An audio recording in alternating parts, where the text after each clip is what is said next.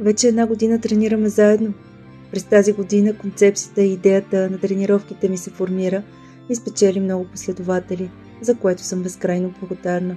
Целта ми, мисията ми и смисълът от това да сте част от групата ми добиха категорична и ясна форма.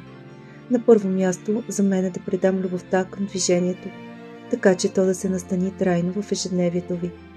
Идеята просто да работим за добре изглеждащо тяло отдавна е чужда за мен.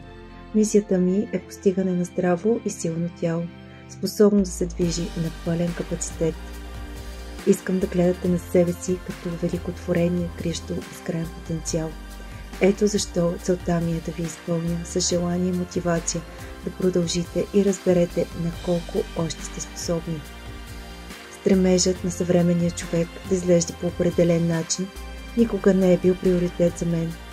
Искам да покажа, че красотата не е нещо, което се добива с значителни интервенции и изтощаващи диети, нито пък се крие в преекспонираните мускули, а е състояние на духа, жизнена енергия, която строи от нас и привлича всичко и всички.